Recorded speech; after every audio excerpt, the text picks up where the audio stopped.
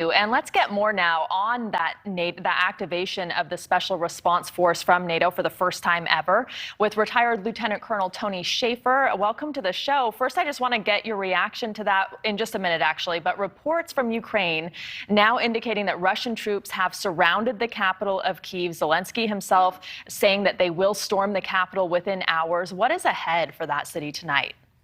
So Kiev is a big city, and I think Putin plans to go after centers of gravity. Rudabeh, you've already seen the air attacks, which took out a lot of command and control. There's been sporadic and very intense fighting. We've seen dogfights, which is significant. I mean, this is truly 21st century warfare. At this point, I do believe they're going to go for a decapitation. Zelensky is correct. I think in the back channel, I've heard through their back channels over there, that Putin has kind of reached out and said, you need to surrender or you're going to die.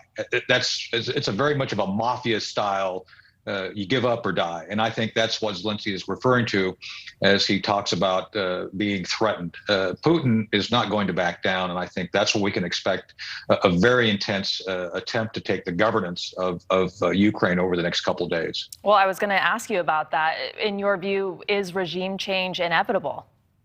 So one of the objectives that I'm aware of that Putin had established for this operation was to install a more friendly government in Kiev.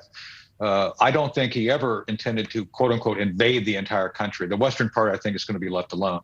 But he does plan on consolidating his gains in the east, Donbass, the whole region. I think there's going to be a lot more of that. But in the end, I think he wants a regime much like Belarus, which essentially kowtows and allows for Ukraine to become once more a satellite of the Russian Republic, just like they were during the Soviet days. And intelligence from the UK a couple of weeks ago reiterating that same point. Let's go back to NATO now. What is your reaction to the activation of that force? It's clearly to deter Russia from going further into Ukraine, right? But could it also be seen as an escalation and make things worse? Well, Putin will say that, but no. One of the things that's happened is that Poland and the Baltic states in particular have all asked for additional forces to be placed into their areas. So I think this is the first step towards that. But Rudabeh, my issue is NATO has never fought this kind of war. The last conflict they were in was with us in Afghanistan. Counterinsurgency warfare is a lot different than what we would call air-land battle, where you're actually putting big forces, tanks, helicopters, and everything else, force-on-force engagements. My first deployment to Europe was in 1985 as a very young lieutenant during something called Reforger, Return of Forces to Germany. Every year, during the Cold War, we would exercise with our NATO allies in a comprehensive exercise, which the Russians were invited to watch, by the way, just so they knew what we were doing and were afraid.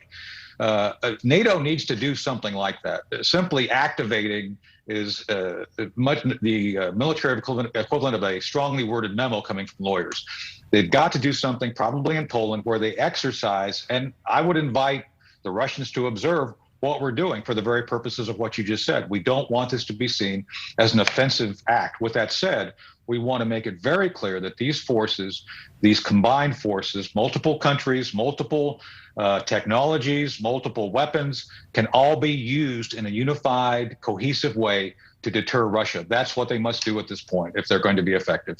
But is anything really effective at deterring Russia? I mean, Putin has already suggested he's prepared to use nuclear weapons.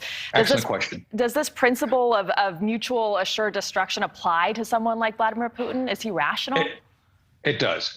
One of my friends and mentors is Bud McFarlane, who was the national security advisor to President Reagan.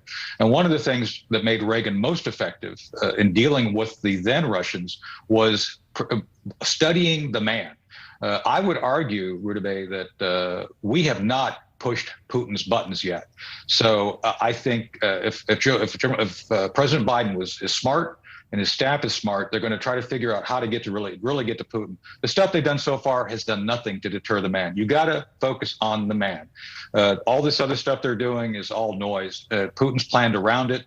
I would argue Putin is at least 2 steps ahead of everything they're doing right now. You got to get ahead of them, and you got to make it very personal. And I would argue even these personal sanctions aren't going to get his attention. They've just not gotten to him yet. All right. Lieutenant Colonel Tony Shaffer, we appreciate your time tonight. Thank you very much. Thank you, Rudabeh. Thank you for watching. Click the red subscribe button below so you can get more of NewsNation's fact-driven, unbiased coverage.